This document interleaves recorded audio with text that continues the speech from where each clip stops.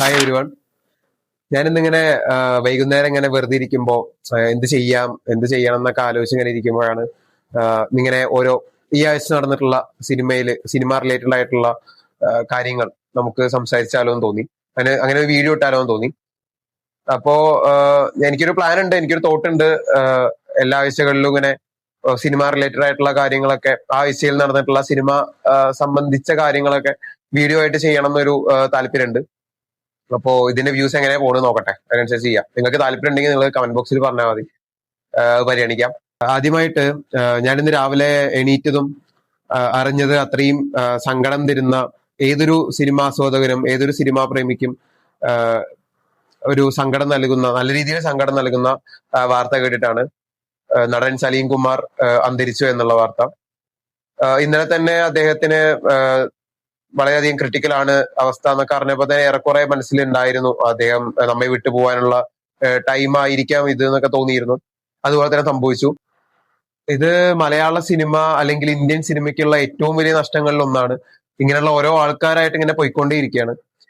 പുള്ളിയൊക്കെ ചെയ്തു വെച്ചിട്ടുള്ള കാര്യങ്ങൾ എന്ന് പറയുമ്പോൾ, പുള്ളിയൊക്കെ തന്നിട്ടുള്ള സംഭാവനകള്, പുള്ളിയെ പോലെ ഇനി ചിലപ്പോൾ ആളുകളൊക്കെ വരാം. നമുക്ക് ഒരിക്കലും അങ്ങനെ പറയാനൊന്നും പറ്റില്ല പുള്ളിയെ പോലെ. പക്ഷെ ഒരിക്കലും ആ പുള്ളിയുടെ ആ മീറ്റർ പിടിക്കുന്ന ആളെ കിട്ടുമോ എന്നുള്ളത് എനിക്കറിയില്ല.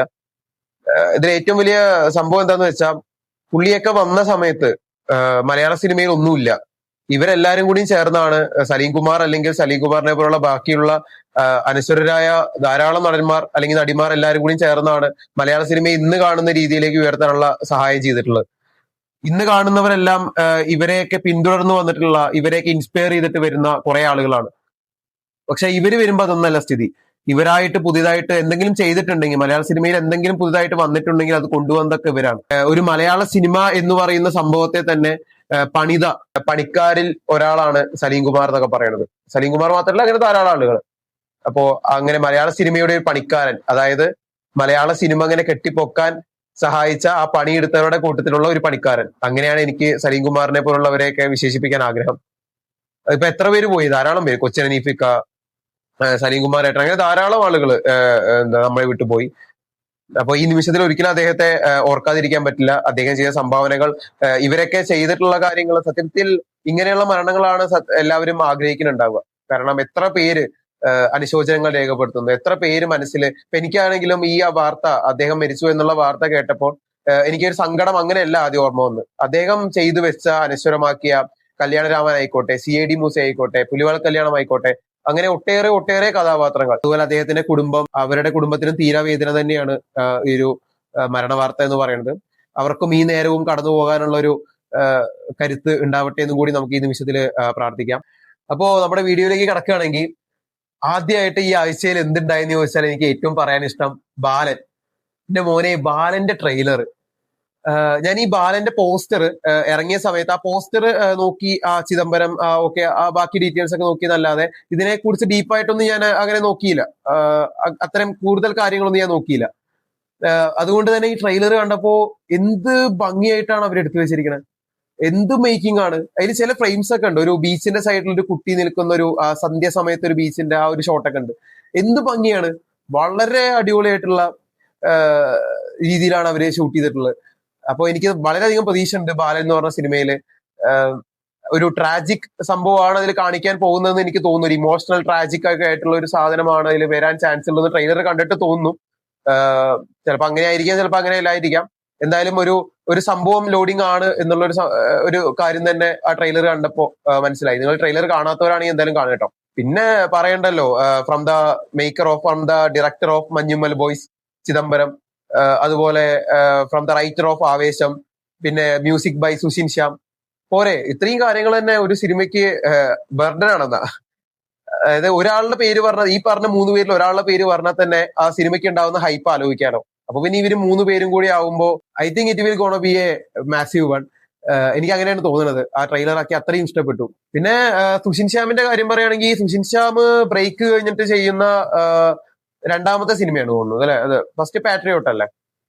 പാട്രിയറ്റ് അതിന് മുൻപ് റിലീസായിട്ടുള്ള പടങ്ങളൊന്നും ഇല്ല എന്നാണ് എന്റെ ഒരു ഓർമ്മ. അതായത് ബ്രേക്ക് കഴിഞ്ഞ് വന്നിട്ട് പുള്ളി ചെയ്തത് ഫസ്റ്റ് പാട്രിയറ്റ് ആണെന്നാണ്. എന്തായാലും ആ ബ്രേക്ക്, സുഷിൻ ശ്യാം ബ്രേക്ക് എടുത്തത് കൊണ്ട് മറ്റൊരാൾക്ക് വളരെയധികം ഗുണം ചെയ്തതുപോലെ എനിക്ക് തോന്നിയിട്ടുണ്ട്. ജെയ്ക്സ് ബിജോയ് എന്ന് പറയുന്ന മറ്റൊരു ആണ്. എനിക്ക് ഏറ്റവും എന്റെ പേഴ്സണൽ ഫേവറേറ്റ് ആയിട്ടുള്ള മ്യൂസിക് ഡയറക്ടർ മലയാളത്തില് ജെയ്ക്സ് ബിജോയ് ആണ്. അത് അന്ന് അയ്യപ്പനും കോശിയും ഇറങ്ങിയ സമയം മുതൽ എന്റെ പേഴ്സണൽ ഫേവറേറ്റ് ലിസ്റ്റിൽ ഒന്നാമത്തെ ആളായിട്ട് മാറിയ ആളാണ്. കാരണം പുള്ളിയുടെ വർക്ക്സ് ഒക്കെ അത്രയും പ്യുവർ ആണ്, എത്രയും അടിപൊളിയാണ്. രണം പോലുള്ള ട്രാക്ക് ഒക്കെ പുള്ളി ചെയ്ത് എത്രയോ അടിപൊളിയാണ്. രണമൊക്കെ ഇപ്പോഴും റിപ്പീറ്റ് അടിച്ച് കേൾക്കുന്ന ഒരാളാണ് ഞാൻ. അതുകൊണ്ട് പുള്ളി ഭയങ്കര അണ്ടർറേറ്റഡ് ആയിട്ട് എനിക്ക് തോന്നിയിട്ടുണ്ടായിരുന്നു. പക്ഷെ ഇപ്പോ പുള്ളി ഈക്വൽ ആയി. പുള്ളിക്ക് വേണ്ട റെക്കഗ്നൈസേഷൻ ഒക്കെ ഇനി പുള്ളിക്ക് കിട്ടാൻ തുടങ്ങി.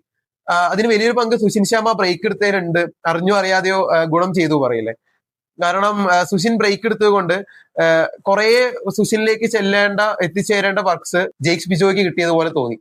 അതുകൊണ്ട് തന്നെ പുള്ളിയുടെ കഴിവിന്റെ മാക്സിമം അതിൽ ഇടും ചെയ്തു. അതുകൊണ്ട് തന്നെ ആൾക്കാർ തിരിച്ചറിയാൻ തുടങ്ങി, ജെയ്ക്സ് ബിജോയ് പുള്ളി ചെയ്ത മ്യൂസിക് ആണെങ്കിൽ അടിപൊളിയായിരിക്കില്ലേ. അങ്ങനെ ഒരു സെറ്റപ്പിലേക്ക് ആളുകൾ ജെയ്ക്സ് ബിജോയ് ആണ് മ്യൂസിക് എന്നൊക്കെ അറിയുമ്പോൾ ഏറ്റവും അടുത്തിറങ്ങിയ തുടരുമിലാണെങ്കിലും ഏറ്റവും ലാസ്റ്റ് ഇറങ്ങിയ മോളിവുഡ് ടൈംസിൽ പിന്നെ ഒരു ബേസ് സാധനമാണ്. അധികം ഹൈയും ഇല്ല, അധികം ലോയും ഇല്ല. കാരണം ആ സിനിമ അവകാശപ്പെടുന്ന അല്ലെങ്കിൽ ആവശ്യപ്പെടുന്ന കാര്യം അങ്ങനെയാണ്, ആ BGM അങ്ങനെയാണ്. അതൊക്കെ വളരെ പെർഫെക്റ്റ് ആയിട്ട് ചെയ്ത ഒരാളാണ് ജെയ്ക്സ് ബിജോയ്. പുള്ളിക്ക് ഇപ്പൊ കിട്ടുന്ന ഒരു ഓഡിയൻസ് ഉണ്ടല്ലോ, അത് പുള്ളി എന്നോ പണ്ട് അർഹിച്ചേരുന്ന ഒരു സംഭവമാണ്. അത് ഇപ്പോഴെങ്കിലും കറക്റ്റ് കൈകളിൽ എത്തിയ പോലെ എനിക്ക് തോന്നി. Sushin Shyam he's already established one. പുള്ളി ഇനിയിപ്പോ സൂര്യയുടെ പടം, ജിത്തു മാധവന്റെ സൂര്യ പടം ഷൂട്ടിംഗ് നടന്നുകൊണ്ടിരിക്കുകയാണ്. അപ്പൊ ഒരു ആവേശം കഴിഞ്ഞിട്ട് ഒരു നല്ലൊരു കത്തിക്കല് അതിലായിരിക്കും എനിക്കൊരു പ്രതീക്ഷ ഉള്ളത് സുഷിൻ ശ്യാമിന്റെ. കാരണം ആ ബ്രേക്ക് കഴിഞ്ഞ് വന്നതിന്റെ ആ ഒരു ക്ഷീണം മൊത്തം തീർക്കുന്നത് അതിലായിരിക്കും എനിക്കൊരു ഹോപ്പ് ഉണ്ട്.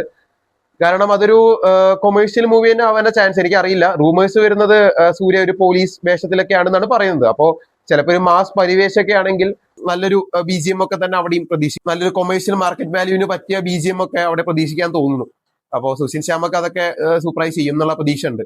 പിന്നെ ചിദംബരം, മഞ്ഞുമൽ ബോയ്സിന്റെ ഡയറക്ടർ ചിദംബരം, പുള്ളിയുടെ ഫസ്റ്റ് പടം എനിക്ക് തോന്നുന്നു, പുള്ളിയുടെ 3 പടം ഈ ബാലൻ കൂട്ടി 3 പടമാണ് തോന്നുന്നു. ഫസ്റ്റ് പടം ജാനേമൻ ആണെന്നാണ് എന്റെ ഒരു അറിവ് ശരിയാണെങ്കിൽ.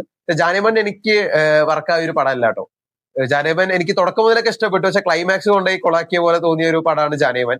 അത് ആ സമയത്ത് ഒരു ക്ലാഷ് റിലീസോ അങ്ങനെ ഒന്നും ഒരു ക്ലാഷും ഇല്ലാതിരുന്ന സമയത്ത് വെറുതെ തിയേറ്ററിൽ പോയി കണ്ട പടമാണ്. എന്നിട്ടും കൂടി എനിക്ക് ഇഷ്ടപ്പെട്ടില്ല. പക്ഷേ മഞ്ഞുമ്മൽ ബോയ്സ് പിന്നെ പറയേണ്ട ആവശ്യമില്ലല്ലോ. അവിടെയാണ് ഡയറക്ടർ ചിദംബരം എന്ന മനുഷ്യനെ ഞാൻ ശരിക്കും കണ്ടത്. അപ്പോ അന്ന് ആ ഒരു ട്രസ്റ്റ് ഉണ്ടാക്കി പുള്ളി എടുത്തു. പിന്നെ ഒരു ദുരൂഹ സാഹചര്യത്തിലൊക്കെ ഒരു നടനാണെന്നും കൂടി പുള്ളി തെളിയിച്ചുകൊണ്ടിരിക്കുകയായിരുന്നു.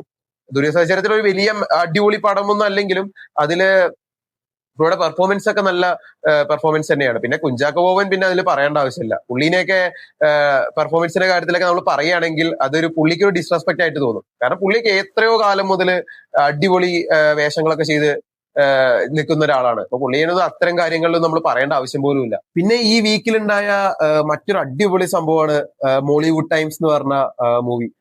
അത് എത്രത്തോളം എനിക്ക് വർക്കായി, എത്രത്തോളം എനിക്ക് കണക്ട് ആയി, എത്രത്തോളം എനിക്ക് ഇഷ്ടപ്പെട്ടു എന്ന് സത്യത്തിൽ പറഞ്ഞറിയിക്കാൻ പറ്റില്ല. അത്രയ്ക്ക് എനിക്ക് ഇഷ്ടപ്പെട്ടൊരു മൂവിയാണ് മോളിവുഡ് ടൈംസ്. എതിരഭിപ്രായങ്ങൾ ഉണ്ടായിരിക്കാം, പക്ഷെ എനിക്ക് എന്റെ അഭിപ്രായമല്ലേ പറയാൻ പറ്റൂ. ഞാൻ ഈ സിനിമയെ കുറിച്ച് കൂടുതൽ പറയുന്നില്ല. എന്റെ ഒപ്പീനിയൻ ഞാൻ എന്റെ ചാനലിൽ ഇട്ടിട്ടുണ്ട്. അപ്പോ ഒരു അഭിനവ് സുന്ദർ നായക് സംഭവം, നെസ്ലിന്റെ പെർഫോമൻസ് എന്തൊരു അടിപൊളിയാണ്. ഈ വീക്കില് നല്ലൊരു മൊമെന്റ്സിൽ ഒന്നായിട്ട് ഈ വീക്കിൽ നടന്ന കാര്യങ്ങളിൽ ഞാൻ എടുത്തു വെക്കുകയാണെങ്കിൽ അത് ആ മോളിവുഡ് ടൈംസ് വാച്ച് ചെയ്ത് തന്നെയാണ്. ആ 2.75 മണിക്കൂർ അല്ലെങ്കിൽ 2.5 മണിക്കൂർ ഒരു പ്യുവർ സിനിമ, ഒരു ഒറിജിനൽ സിനിമ, അല്ലെങ്കിൽ ഒറിജിനൽ ലൈഫ്, ഒരു വിനീത് മാധവൻ എന്ന് പറഞ്ഞ ക്യാരക്ടറിന്റെ ഒരു ലൈഫ്, ആ ജേണി ആയിരുന്നു. അത് കണ്ടപ്പോ ആ നെസ്ലിന്റെ ഒക്കെ ഗ്രോത്ത് ചെയ്യാൻ ആലോചിക്കുകയാണ്. ആ തണ്ണീർമത്തൻ ദിനങ്ങൾ പോലെ അല്ലെങ്കിൽ പോക്കിരാജയില് ഏതോ കുറച്ച് ആൾക്കൂട്ടത്തിന്റെ ബാക്ക് പോയി നിന്നിരുന്ന ആ പയ്യൻ സ്വന്തം ഹാർഡ് വർക്ക് കൊണ്ട് തന്നെ ഇതുവരെ എത്തി നിൽക്കുന്നു. അതായത് ഒറ്റയ്ക്കൊരു സിനിമ ലീഡ് ചെയ്യുന്ന മോളിവുഡ് ടൈംസ് അതിന് ഒരു എക്സാമ്പിൾ ആണ്. അതായത് ഒരു ഡിഫറെന്റ് ക്യാരക്ടറാണ് പിടിച്ചിരിക്കുന്നത്. അതൊക്കെ ഭയങ്കര ഭംഗിയോടെ എടുക്കാൻ പറ്റി, ചെയ്യാൻ പറ്റി. അതൊക്കെ ഭയങ്കര പ്രൗഡ് തരുന്ന ഒരു സംഭവം തന്നെയാണ്. അതുപോലെ എനിക്കൊരു ആഗ്രഹമുള്ളത് മാത്യു തോമസിന്റെ ഒരു കംബാക്ക് ഒരു ആഗ്രഹമുണ്ട്. മാത്യു സത്യം പറഞ്ഞ ഒരു സ്റ്റാർ വാല്യൂ കുറഞ്ഞു വരുന്ന ഒരു നടനായിട്ട് മാറിക്കൊണ്ടിരിക്കുകയാണ്. പുള്ളിയെ പറഞ്ഞിട്ട് കാര്യമില്ല, പുള്ളിക്ക് വരുന്ന സ്ക്രിപ്റ്റില് തെരഞ്ഞെടുക്കുന്നതിലല്ലേ പുള്ളിക്ക് ചെയ്യാൻ പറ്റൂ. ഇനിയിപ്പോ ഒന്നും തെരഞ്ഞെടുക്കാതിരുന്ന പടമൊന്നും ഇല്ലാതെ വീട്ടിലിരിക്കാനും പറ്റും. അങ്ങനെയല്ലേ സംഭവിക്കുക. അതുകൊണ്ട് മാത്യു തോമസിന് ഒരു നല്ലൊരു സ്ക്രിപ്റ്റ് കിട്ടി പുള്ളി ഒന്ന് വരണം എന്നുണ്ട്. കാരണം ഇവരൊക്കെ ഒന്നിച്ച് വന്നവരാണല്ലോ. ഇവരെയൊക്കെ നമ്മൾ എസ്പെഷ്യലി നമ്മൾ നസ്ലിനെ ആയാലും മാത്യുവിനെ ആയാലും ഒരുമിച്ച് കണ്ട, ഒരേ പാത്രത്തിൽ ഇരുന്ന് കഴിക്കുന്ന ആ ഒരു സെറ്റപ്പിനെ കണ്ട ആൾക്കാരാണ്. അപ്പൊ അതുകൊണ്ട് തന്നെ രണ്ടുപേർക്കും ഈക്വൽ ഇഷ്ടമാണ് ജനങ്ങൾക്ക് ഉള്ളത്. അപ്പൊ പക്ഷെ മാത്യുവിന്റെ ആ സ്റ്റാർ വാല്യൂ ഇത്തിരി കുറഞ്ഞു വരുന്നുണ്ട്. അത് ആ മോശം സ്ക്രിപ്റ്റ് സെലക്ഷനിലൂടെ തന്നെയാണ്. പക്ഷെ വരുന്നതേ എടുക്കാൻ പറ്റൂ, പറഞ്ഞിട്ട് കാര്യമില്ല. അപ്പൊ പുള്ളിയും കൂടി ഒന്ന് കയറി വരണം എന്നൊരു ആഗ്രഹമുണ്ട്. എന്തായാലും നടക്കുമായിരിക്കും. ഇനി സമയമുണ്ടല്ലോ, പുള്ളിക്ക് ചെറുപ്പമല്ലേ, പുള്ളിക്ക് സുഖമായിട്ട് കയറി വരാവുന്നതേ ഉള്ളൂ. ഇതൊക്കെ ഒരു അവസരം കിട്ടും. പിന്നെ ഈ വീക്കിലുണ്ടായ ഒരു സംഭവം, എല്ലാ നിവിൻ പോളി ഫാൻസിനും വേണ്ടി ഒരു ഗിരീഷ് AD സംഭവം. ബത്ലഹേം കുടുംബ യൂണിറ്റ്, അതിന്റെ ഒരു പോസ്റ്റർ, നിവിൻ പോളിയും അമിതയും കൂടി നിൽക്കുന്ന ഒരു പോസ്റ്റർ. എന്റെ മോനെ, ഈ പ്രായത്തിലും എന്തൊരു ചാമിങ് ആണ് നിവിൻ പോളി. എന്തൊരു ലുക്കാണ് പുള്ളി. അതായത് പണ്ടത്തെ ആ ജോർജിനെ, പ്രേമത്തിലെ ജോർജിനെയൊക്കെ ഓർമ്മ വരും. ഇവർക്ക് വേണമെങ്കിൽ അപ്പുറത്തെ ഒരു സൈഡിൽ മമിത ബൈജു ഉണ്ട്, ഇവർക്ക് വേണമെങ്കിൽ പ്രേമലു, ഇവർ രണ്ടുപേരും വെച്ചിട്ട് വേണമെങ്കിൽ പ്രേമലു ചെയ്യാം. കാര്യം നസ്ലിൻ ആ ഒരു ചെറുപ്പക്കാരനുമായിട്ട് മുട്ടി നിൽക്കാൻ പറ്റുന്ന ഒരാള് ഇപ്പോഴും നിവിൻ പോളിയാണ്. നിവിൻ പോളിക്ക് അല്ലെങ്കിലും നമ്മൾ പൊതുവെ പറയാറുണ്ടല്ലോ, നിവിൻ പോളിക്ക് ഒരു സേഫ് സോൺ ഉണ്ട്. ആ സേഫ് സോൺ ഇതിനു മുൻപ് മലയാളത്തിൽ ഉണ്ടായിരുന്ന ഒരു കാറ്റഗറി ആയിരുന്നില്ല, ആ ടൈപ്പ് ഓഫ് സേഫ് സോൺ എന്നുള്ളത്. അത് പുള്ളി തന്നെ, നിവിൻ പോളി തന്നെ ക്രിയേറ്റ് ചെയ്ത ഒരു സാധനമാണ്. അതിലേക്ക് ആർക്കും കടന്നു വരാനും പറ്റില്ല, അത് വേറൊരു കാര്യം. അതുകൊണ്ട് തന്നെ ഇൻ കേസ് ആ സേഫ് സോണിൽ നിന്നുകൊണ്ട് നിവിൻ പോളി ഒരു പടം ചെയ്യുകയാണെങ്കിൽ അത് എത്തിപ്പെടാൻ പോകുന്ന ലെവൽ വേറെ രീതിയിലുമാണ്. അത് ഏറ്റവും വലിയ എക്സാമ്പിൾ ആണ് ഇപ്പൊ ഏറ്റവും ലേറ്റസ്റ്റ് ഇറങ്ങിയ സർവമായ എന്ന് പറഞ്ഞ മൂവി. പുള്ളി സേഫ് സോൺ പിടിച്ചിട്ടുണ്ടോ, പുള്ളിയുടെ ഏരിയ ആണ് അത്, പുള്ളി കത്തിച്ചിരിക്കും. പുള്ളിക്ക് അവിടെ കോമ്പറ്റീഷൻ ഒന്നുമില്ല. ഇനിയിപ്പോ കോമ്പറ്റീറ്റേഴ്സ് ഇനി വന്നാലും അവർക്ക് അവിടെ സർവൈവ് ചെയ്യാൻ പറ്റുമെന്ന് എനിക്ക് തോന്നുന്നില്ല നിവിൻ പോളി ഉള്ളിടത്തോളം കാലം. അതുകൊണ്ട് തന്നെ ബത്ലഹേം കുടുംബ യൂണിറ്റ് പിന്നീട് ഒരു ഗിരീഷ് AD ചിത്രമാണ്. കണ്ട എല്ലാ ചിത്രങ്ങളും ഗിരീഷ് ADയുടെ അത്രയും അടിപൊളി ഫീൽ ഗുഡ് അല്ലെങ്കിൽ റൊമാൻറ്റിക് സാധനങ്ങളൊക്കെ തന്നിട്ടുള്ള സാധനങ്ങളാണ്. അപ്പോ അതിലും എനിക്ക് പ്രതീക്ഷയുണ്ട്. അപ്പോ ഓണത്തിന് നല്ലൊരു ക്ലാഷ്, ഓണത്തിന് വലിയൊരു ക്ലാഷാണ് വരാൻ പോണ്. അയാം ഗെയിം ഒരു സൈഡിലുണ്ട്, ഖലീഫ് ഒരു സൈഡിലുണ്ട്, ബത്ലഹേം കുടുംബ യൂണിറ്റ്, മൂന്ന് പേരുടെയും നല്ല മാസീവ് 3 മൂവികളാണ് വരാൻ പോണത്. അപ്പൊ അതുകൊണ്ട് തന്നെ ഓണത്തിന് ഫാമിലി കൂടുതലും പ്രിഫർ ചെയ്യുക ഈ 3 പടത്തിൽ എന്തായാലും ബത്ലഹേം കുടുംബ യൂണിറ്റ് ആണ്. കാരണം വെള്ളയിൽ വരുന്നതിൽ വെച്ചിട്ട് ഒരു ഫീൽ ഗുഡ് മൂവി വരുന്നത് ബത്ലഹേം കുടുംബ യൂണിറ്റ് ആണ്. ബാക്കിയൊക്കെ രണ്ടൊരു കൊമേഴ്ഷ്യൽ മൂവിയാണ്. പിന്നെ അപ്പുറത്തെ സൈഡിൽ ഖലീഫ ആയിക്കോട്ടെ, അയാം ഗെയിം ആയിക്കോട്ടെ. അയാം ഗെയിം എന്ന് പറഞ്ഞ നഹാസ് ഹിദായത്ത് RDX കഴിഞ്ഞിട്ട് ഒരു 2 കൊല്ലത്തെ ബ്രേക്ക് എടുത്ത്, ബ്രേക്ക് മീൻസ് ആ സിനിമയ്ക്ക് വേണ്ടിയിട്ടുള്ള ബ്രേക്ക് എടുത്ത് ചെയ്തു വരുന്നതാണ്. ദുൽഖർ ഉണ്ട്, ദുൽഖറിന്റെ കുറെ കാലങ്ങൾക്ക് ശേഷം നമുക്കറിയാം കൊത്തയാണ്, കൊത്ത അത്രയും ഹൈപ്പിൽ വന്ന് പൊട്ടിയൊരു പടമാണ്. അയാം ഗെയിമിൽ ഭയങ്കര അധികം പ്രതീക്ഷ ഉണ്ട്. പിന്നെ ഖലീഫ ആയിക്കോട്ടെ, ഖലീഫ വൈശാഖിന്റെ മൂവിയാണ്. ഖലീഫ പിന്നെ പ്രൊഡക്ഷൻ സൈഡിൽ നിന്ന് അവർക്ക് ഹൈപ്പ് കൊടുക്കേണ്ട ആവശ്യമൊന്നുമില്ല, പ്രൊമോഷൻ ചെയ്യേണ്ട ആവശ്യമൊന്നുമില്ല. കാരണം ഓരോ ദിവസവും നമ്മുടെ രാജുവേട്ടന്റെ ഓരോ സ്കിൽസ് പുറത്തു വന്നുകൊണ്ടിരിക്കുന്നുണ്ട്. അപ്പൊ പുള്ളി എടുക്കുന്ന ആ ട്രാൻസ്ഫോർമേഷൻ പിന്നെ പുള്ളിക്ക് പുത്തിരിയാണ്. ആടുജീവിതം കണ്ട ഒരാളുടെ ട്രാൻസ്ഫോർമേഷനെ കുറിച്ച് പിന്നെ പറയേണ്ട ആവശ്യമില്ല. അല്ല, അത്രയും യങ് ഏജിലേക്കൊക്കെ പുള്ളിയിലിപ്പോ ശരിക്കും കണ്ട ഒരു 25 വയസ്സ് തോന്നിക്കുന്ന റോള് വരെ ചെയ്യാൻ പറ്റുന്ന രീതിയിലുള്ള ട്രാൻസ്ഫോർമേഷൻ ആക്കി. അപ്പൊ ഈ 3 സിനിമയാണെങ്കിലും ഓണത്തിന് എന്തായാലും നല്ല രീതിയിലുള്ള ഒരു ക്ലാഷ് തന്നെ പ്രതീക്ഷിക്കാം. എന്തായാലും അടിപൊളി ആവട്ടെ. ചിലപ്പോ ഒന്നില്ലെങ്കിൽ ഏത് സിനിമയ്ക്ക് കയറണമെന്നറിയാത്ത ഒരു കൺഫ്യൂഷൻ, 3 ഏതിൽ കയറണം എന്നുള്ള കൺഫ്യൂഷൻ വരുന്ന അവസ്ഥയിൽ വരാം. ചിലപ്പോ ഏതെങ്കിലും പൊട്ടാം, നമുക്ക് അങ്ങനെയും പറയാൻ പറ്റില്ല. അങ്ങനെ പൊട്ടാതിരിക്കട്ടെ, അത്രേ നമുക്ക് പറയാൻ പറ്റൂ. എല്ലാം അടിപൊളി ആവട്ടെ. 3 പടം ഒന്നിനൊന്നും ബേസ്ഡായിട്ട് തന്നെ പോട്ടെ. അങ്ങനെയല്ലേ നമ്മുടെ മലയാള സിനിമ ഒന്നുകൂടി ഉയരാൻ പറ്റും. അപ്പോ എന്തായാലും അടിപൊളി ആവട്ടെ എന്തായാലും. അപ്പൊ ഇത്രയൊക്കെയാണ് ഈ വീക്കില് ഞാൻ കണ്ട ഫിലിം അപ്ഡേറ്റ്സ് കാര്യങ്ങളൊക്കെ. എന്തെങ്കിലും വിട്ടുപോയിട്ടുണ്ടെങ്കിൽ അല്ലെങ്കിൽ എന്തെങ്കിലും കൂട്ടിച്ചേർക്കാൻ ഉണ്ടായിരുന്നെങ്കിൽ നിങ്ങൾ കമന്റ് സെക്ഷനിൽ പറയൂ, നമുക്ക് അടുത്ത വീഡിയോയിൽ അത് ഉൾപ്പെടുത്താം. പിന്നെ ഇങ്ങനെ ഓരോ വീക്കിലും വീക്കെൻഡിലായിട്ട് ഫിലിം അപ്ഡേറ്റ്സിനെ കുറിച്ച് പറയുന്ന ഒരു വീഡിയോ മനസ്സിലുണ്ട്. അപ്പൊ നിങ്ങൾക്ക് താല്പര്യം ഉണ്ടെങ്കിൽ, നിങ്ങൾക്ക് അതിലോട്ട് താല്പര്യം ഉണ്ടെങ്കിൽ കമന്റ് സെക്ഷനിൽ പറയാം, നമുക്കത് പരിഗണിക്കാം. അപ്പൊ നിങ്ങൾ ഈ വീഡിയോ കണ്ടാൽ, വീഡിയോ ഇഷ്ടപ്പെട്ടാൽ ലൈക്ക് ചെയ്യുക, അതുപോലെ സബ്സ്ക്രൈബ് ചെയ്യുക. പിന്നെ നിങ്ങളുടെ താല്പര്യം ഉണ്ടെങ്കിൽ, പിന്നെ നിങ്ങൾക്ക് എന്തെങ്കിലും സജഷൻസ് ഉണ്ടെങ്കിൽ അല്ലെങ്കിൽ നിങ്ങൾക്ക് വേറെ എന്തെങ്കിലും പറയാനുണ്ടെങ്കിൽ ഒക്കെ കമന്റ് ബോക്സിൽ പറയാം. പിന്നെ സലീം കുമാർ എന്ന ആ മഹാനടനെ ഞാൻ വീണ്ടും സ്മരിക്കുകയാണ്. ഇനി വരില്ല, ഇതുപോലത്തെ ആൾക്കാരൊന്നും ഇനി വരില്ല, അത് ഉറപ്പുള്ള കാര്യമാണ്. അപ്പൊ ഓക്കെ, താങ്ക് യു.